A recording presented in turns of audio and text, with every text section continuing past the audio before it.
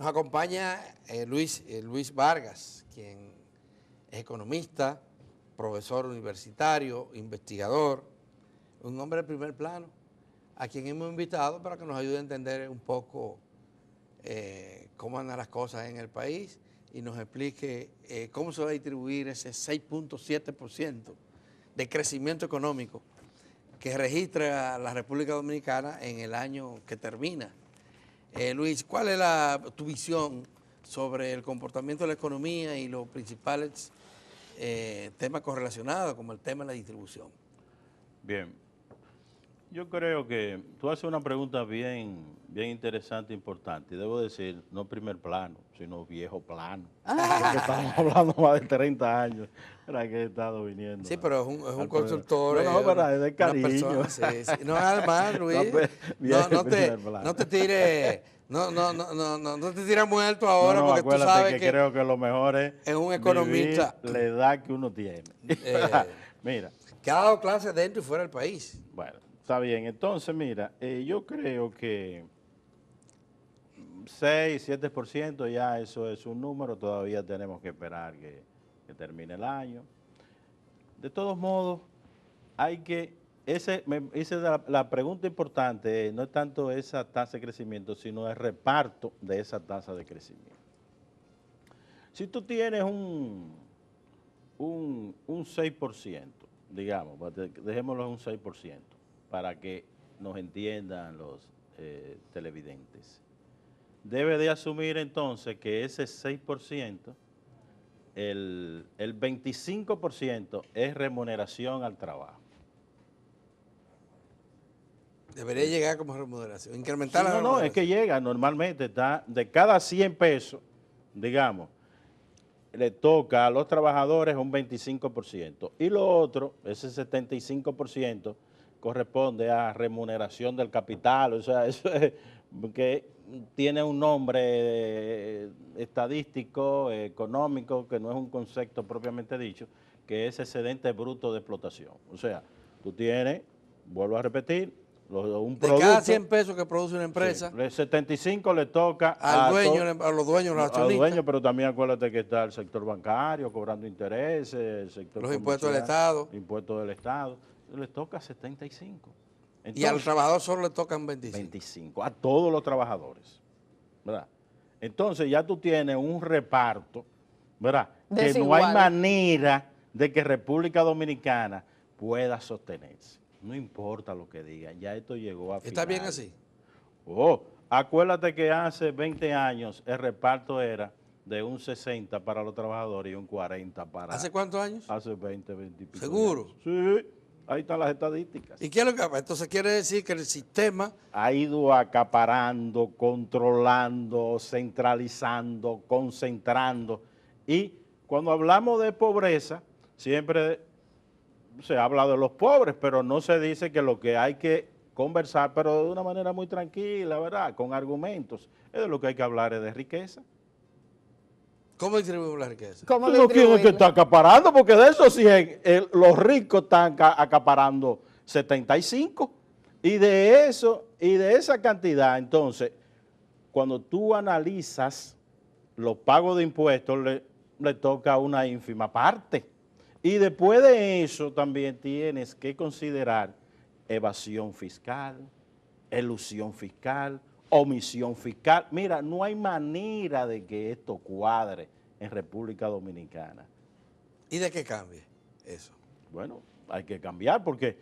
Pero el discurso, perdóname Luis, el discurso es que aquí ya somos un país que la mayoría es clase media.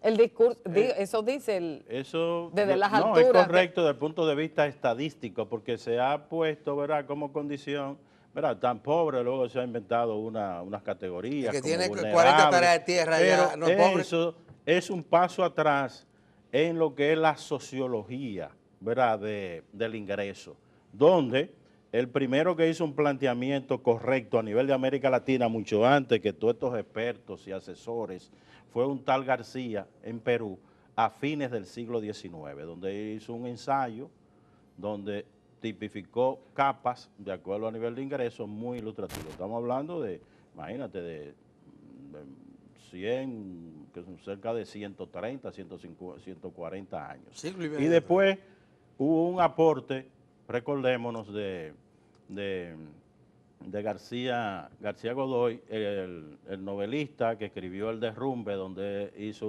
un intento de tipificación de la sociedad dominicana, y posteriormente un aporte muy sustancial lo hizo Bosch a través de una composición social. clasificación, no, y varias, todas sus obras, ¿verdad?, sobre las categorías de la pequeña burguesía. Lo único que en Bosch hubo una actitud un tanto adversa a esa pequeña burguesía, pero es un aporte al conocimiento, entendimiento a de la historia. Y eso es la sociedad dominicana, ¿verdad? Lo que hoy se denomina cuentapropistas o chiriperos, esa es la gran mayoría. Estamos hablando de asalariados que no pertenecen a esa empresa que tenemos en la cabeza. Estos asalariados, la mayor parte, son trabajadores para la economía campesina o la economía artesanal. Esa ficción que vive constantemente difundiéndose en el país de un trabajador, obrero asalariado, eso nada más existe en la cabeza de los que trabajan en estadística en República Dominicana. La gran mayoría está fuera de la relación capital-trabajo. Estamos hablando de casi el 57%. Sí. Bueno, pero que eso está mal calculado. ¿Por qué? Porque si tú Algunos tienes dicen que un ya trabajador, 60. ¿verdad? Y tú lo registras, pero eso son economías de subsistencia. Claro. Estas son actividades de subsistencia, entonces le quiere llamar microempresa, Sí, sí. pequeña empresa, que A un no hay tipo ningún proceso a un de tipo que se capitalización. encarga de tapar goma.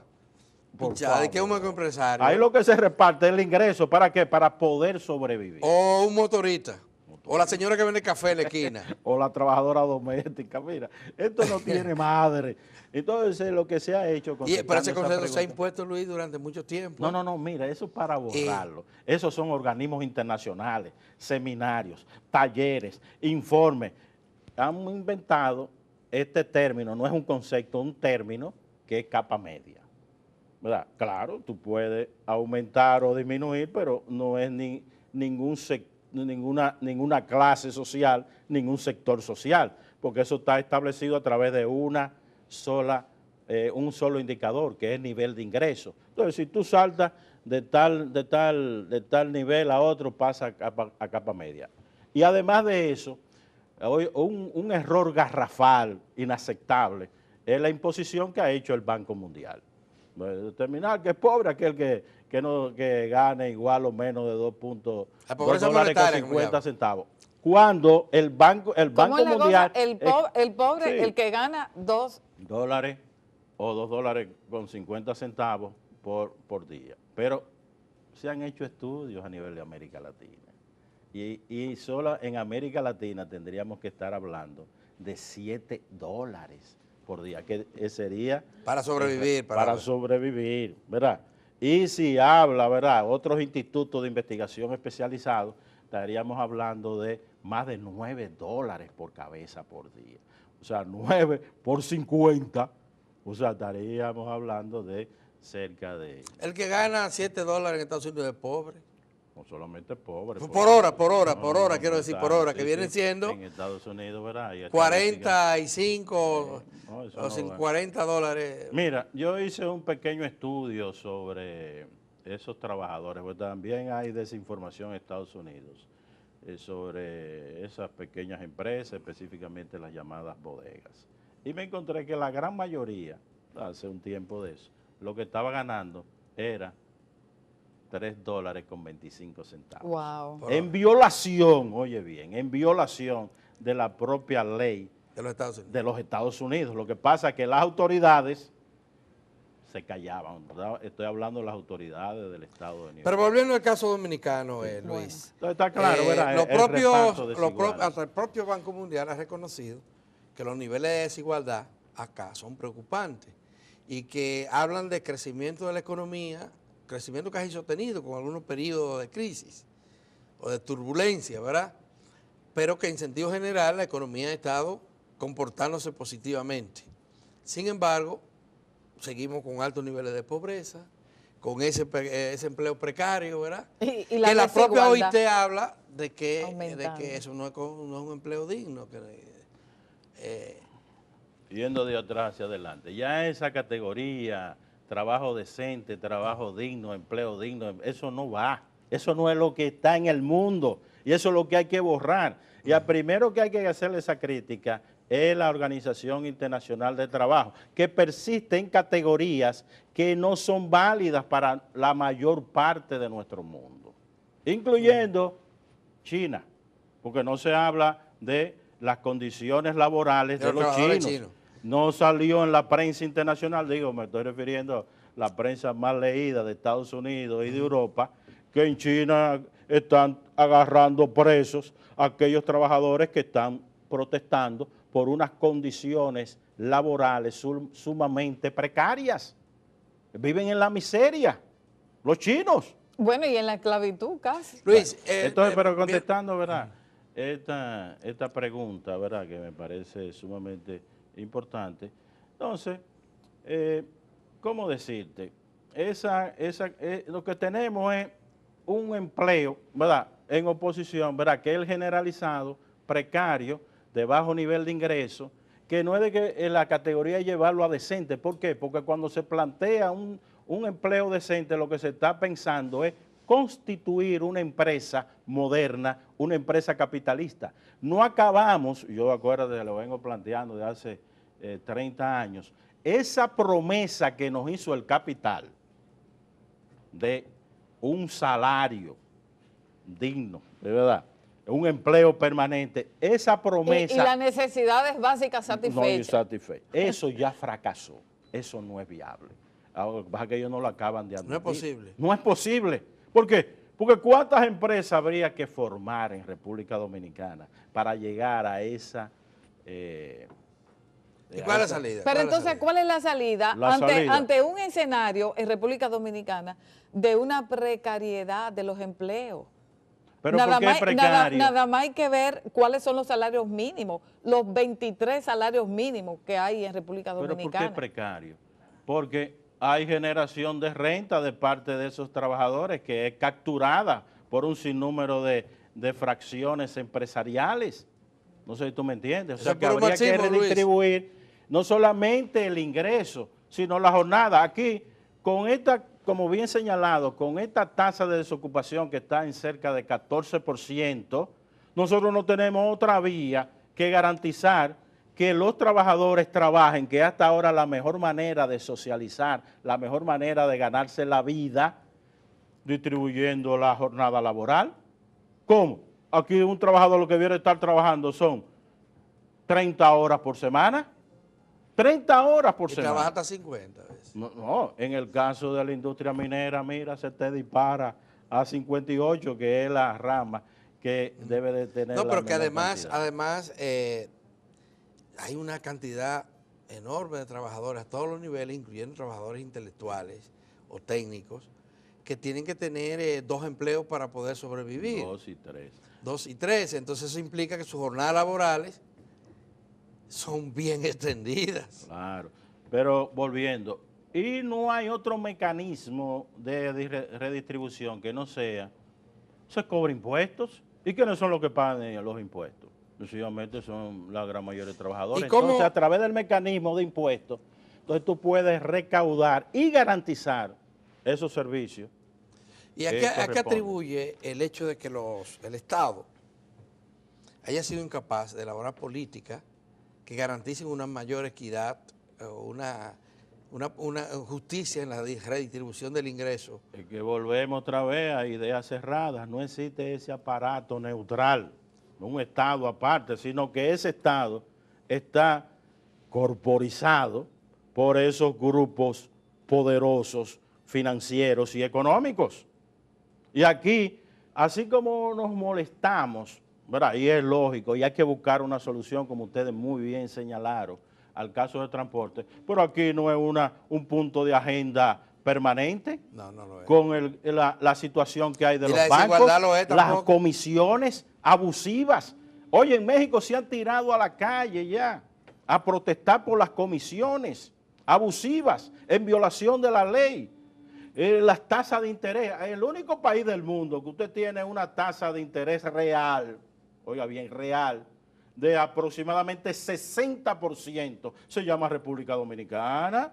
Aquí se felicita al Banco Central, que estamos de acuerdo, baja tasa de inflación, pero usted tiene tasa de interés por encima del 60%, y no me vengan con cuentos, porque no solamente es la tarjeta de crédito. Nominal, la tarjeta de crédito, por aquí hay plazas comerciales que te ofrecen el artículo con más de un 70%, porque no se habla de las comisiones, que habría que incluirla, ¿verdad?, como parte de ese costo del préstamo.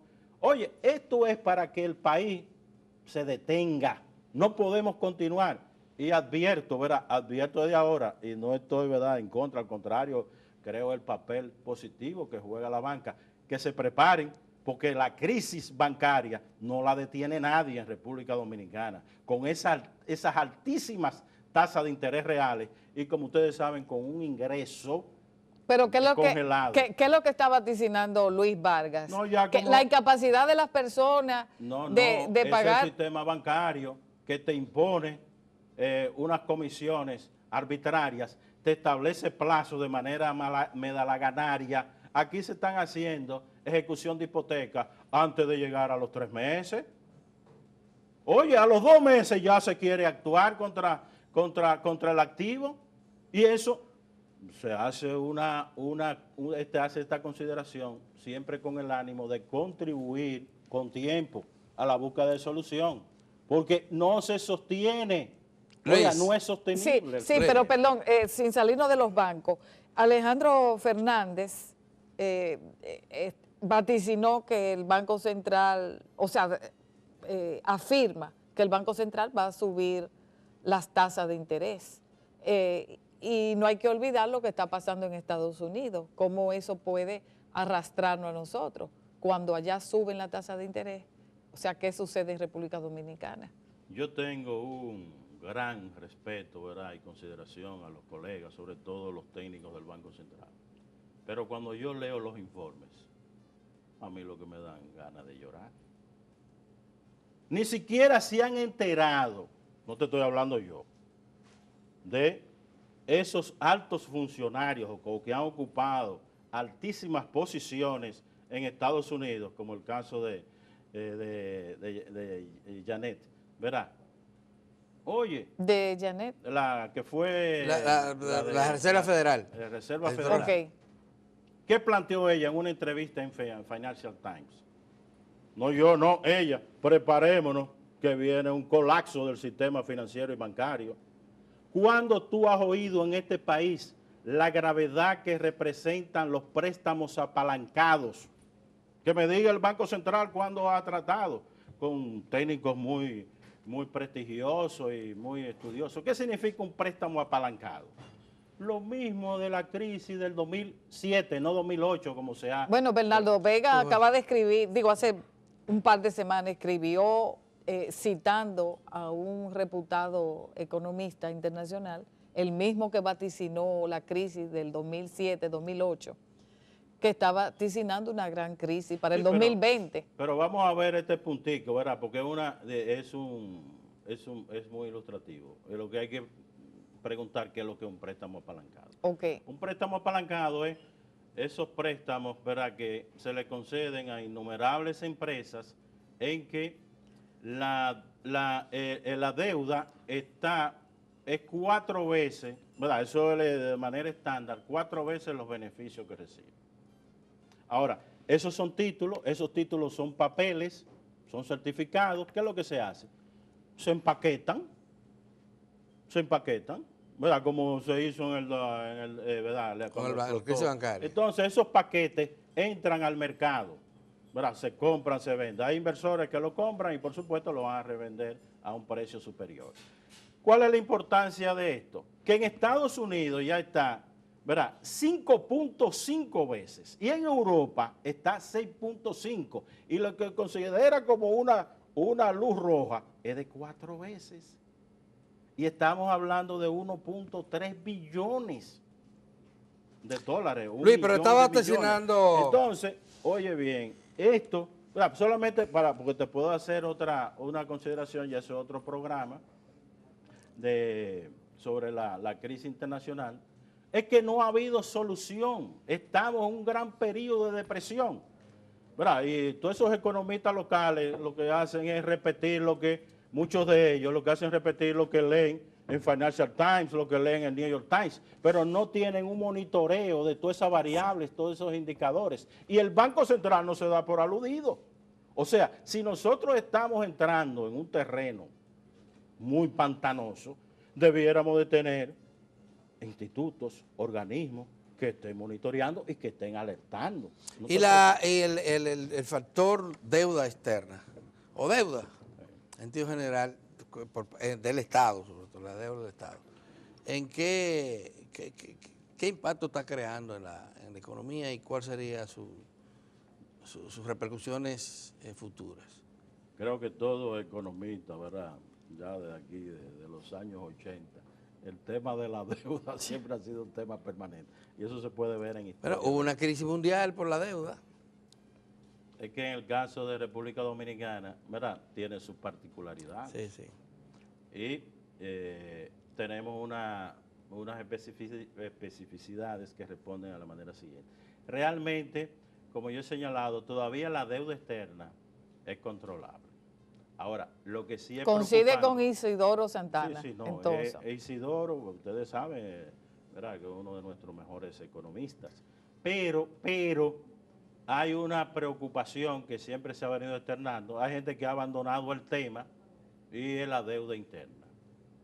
Y es la deuda, ¿verdad?, que está relacionada en cierta medida con este esquema El Banco Central, por del ejemplo. Banco Central, donde cada vez estamos aumentando, emitiendo certificados, se pagan esos certificados con reemisión de Pero certificados. no se habla ni del déficit cuasi fiscal, no se habla de eso. No, ¿verdad? Ya el Banco Central acaba de publicar un trabajo muy ilustrativo, pero creo que hay que buscar una solución y no nos debemos de descuidar. ¿Por qué? Porque estamos delante de una deuda en que el Banco Central, ustedes toman su balance y se pone como parte del activo cuentas por cobrar al gobierno central. ¿Pero qué le va a cobrar si el gobierno central tiene un déficit? Y el Banco Central registra en su balance, eso es considerando, ¿verdad? Esto es una suma, el pasivo, ¿verdad? No, considerado como activo, está en aproximadamente un consigno negativo en cerca de 39.000 millones de pesos, de acuerdo al último balance. 39.000 millones de pesos. Nuestro Banco Central tiene un patrimonio negativo, aún poniendo como positivo un monto por cobrar al gobierno central de cerca de 400.000 millones de pesos. ¿Y le debe el gobierno central al banco? En el balance, 400.000 millones de pesos. 400.000. 400.000 millones Sí, más de o menos, pesos. ¿verdad? No tengo la Sí, cifra sí. exacta porque no vine con otra perspectiva. intención, ¿verdad? Al programa, sobre todo me dan un minuto que es De promover Pero antes de eso, Luis, oye, para concluir entonces, este tema. esto es preocupante porque el mismo Banco Central está reconociendo un promedio de tasa de interés de un 13%. Pero ¿cómo es posible? Primero, el Banco Central no tiene que estar comprando, digamos, deuda. Eso le toca a tesorería. Que quede claro eso, ¿verdad? Esto es un Banco Central que ha instalado toda una parafernalia que no me parece adecuada. Claro, ya se cometió el error, pero eso hay que tener mucho cuidado y tratar de buscarle una solución. Porque esa deuda es impagable. Y esa deuda, de una manera u otra, repercute porque lo que se ha hecho es esterilizar. O sea, los fondos de Me pensiones gustaría saber, Luis, qué plantea como solución a este problema tan serio, porque me parece que tú estás planteando casi una revolución proletaria o socialista, Dios me una libre, vaina ¿verdad? así. Sobre todo, ya yo te dije, Con no hay ese proletario en ataque, República Dominicana. No hay pero proletario. No hay proletario, entonces, eso ¿qué fue uno de los errores de la izquierda. ¿Qué es lo que puede hacer la República Dominicana si tiene la oportunidad de rectificar O reencauzarse. reencauzar el rumbo? Sobre el término proletario, yo he acuñado el término cuenta propistariado. ¿Qué es lo que tenemos? Porque Sí, tengo sí, que tener, o sea, un trabajador, Sí, sí. pero que, Tú bueno, tienes pero que no es ese 57. proletario que No, hombre, nos no. enseña los manuales, No existe, no es existe. hasta el mismo capital. Claro. Yo creo que hay algunos, pactos, ¿verdad?, que pueden, ¿verdad?, aunque ya no tenemos un buen balance del pacto eléctrico, pero está lo del pacto fiscal, que creo que debe de Pero el gobierno le sacó el pie a eso. Bueno, pero... Y ahora en elecciones más. No, creo que es un error impulsar un pacto fiscal en un periodo prácticamente electoral. ¿Por qué? Porque los grupos de poder... Pero fue un error también no impulsarlo cuando debió de impulsarse. No, debió de haberse hecho, pero ya tenemos una realidad y lo que tenemos que tratar de que el gobierno trate de que asuma un rol de mediación y en última instancia de árbitro, porque para eso fue elegido. Entonces se habla de mandatario. Pero tú dices que el Estado no es árbitro nada. Que Bueno, tú dices que pero por ese lado, pero tenemos, en Pero- el pero caso no- de pero- nuestra monarquía, ¿verdad? hay monarquía aquí. Bueno, ese término que lo acuñó fui yo en República Dominicana, aunque algunos historiadores después le pusieron al libro monarquía precisamente como resultado de nuestras conversaciones. Porque cuando yo hice el análisis de Trujillo, ¿verdad? Ustedes acuérdense que yo trabajé a Trujillo, yo saqué esa conclusión, que lo que teníamos era un monarca. De todo modo, aquí tenemos un régimen presidencialista. O sea, el monarca, los Bueno, pero vamos a presidentes, los llamarle, monarcas. Presidente, ¿verdad? ¿Verdad? Un régimen con un poder concentrado en el presidente. Mira, Y, pero es una monarquía tal que hasta las condesas, las duquesas, se muere el marido y heredan el cargo. Es que no acabamos de entender. Mira Alemania. Oye bien, el país que tenemos. La suerte que tienen esos con cuenta propietariado y esos campesinos es que haya un mandatario que pueda tomar decisiones. Porque si no, ¿quién la va a tomar? ¿Verdad? Entonces aquí no es que esté propugnando, ¿verdad?, Dios me libre, por una dictadura, pero de acuerdo a nuestro ordenamiento político, eso es lo que tenemos. Aquellos que están planteando, es verdad, democracia, correcto, el término ni siquiera es de democracia que hay que plantear en el país, es de república, porque república es la parte institucional, es la separación de poderes, son funciones, esas normativas que hay que aplicarle a los funcionarios, eso tú no lo encuentras en la teoría de la democracia, lo encuentras en teoría sobre la república. O sea que ya eso Estamos un poquito atrasados. Estamos un poquito atrasados. No solamente atrasados, sino en el conocimiento de nuestra realidad y también en la teorización de esa dimensión política. Que debo de reconocer, el primer intelectual en República Dominicana que señala la determinación de lo político de todos los demás es Vila, el argentino que estuvo dando clases. Luis, se nos acabó el tiempo. Un minuto para que anuncie la actividad que está organizando junto a otros colegas suyos. Tenemos el próximo miércoles 21 de este mes de noviembre la tercera Conferencia Dominicana de Economía. Esta tercera conferencia va a tener como tema central la relación de la economía con el ambiente. Hay alrededor de más de 6 expositores, donde se van a tratar diferentes temas. Si ustedes conocen, algunos son invitados aquí, a Antonio Siriaco, que va a exponer sobre esa teoría, esas interpretaciones de crecimiento relacionada con el ambiente. También contamos con la participación de César López, uno de los principales especialistas en suelo y en café en República Dominicana, para tratarnos el tema creo que va a tratar el tema de las aguas en el Gran Santo Domingo. Tenemos también un amigo que es Leonardo Mercedes, que va a tratar las aguas servidas, y yo voy a exponer el tema de todos estos productos, estos desechos como plástico, que eso ya es sumamente interesante, pero con estadísticas, no solamente tratado el término ambiental, sino términos económicos. Wow, cuántos temas interesantes. Sí, también tenemos hasta ahora el compromiso de que participe otro querido amigo de aquí, que es Nelson Suárez, que va a exponer el tema de los combustibles y de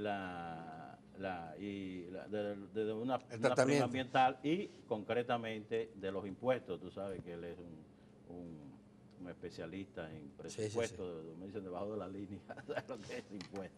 Sí. Bueno, Entonces, ¿dónde va a ser? va a ser en la Universidad Nacional Evangélica. Gracias por Sí. reconducirme este último minuto. Vuelvo a repetir, de 9 a 12 y media Miércoles de 21. bueno, 9 de la mañana, Sí, 12 y media el de la próximo tarde, miércoles. Universidad Nacional Evangélica, es la universidad que está al lado del Listín Diario. ¿Es libre la participación? Sí, y ya tiene garantizado el público, sobre todo estudiantes y profesores, pero es abierta y vamos a contar con 2 paneles, ¿verdad? Y ya con eso sería suficiente. Y Muy bien. esperamos, ¿verdad?, que esta conferencia se hace cada 3 meses en una universidad en el país, porque queremos rotar para llegar a un público y que desde un Sí. punto de vista académico, que se presenten argumentos, se presenten informaciones, datos, y sobre esa base generar una discusión más o menos que Sí. sea... Gracias, Bueno, Luis. muchísimas No, gracias, gracias a Luis ustedes. Vargas. Siempre es sumamente interesante conversar con este reputado economista e investigador. Así que disfrute del cafecito Santo Domingo. Y a ustedes no se vayan, que tenemos otra entrevista importante. Sí, señor. con Antonio Almonte. Con Antonio Almonte.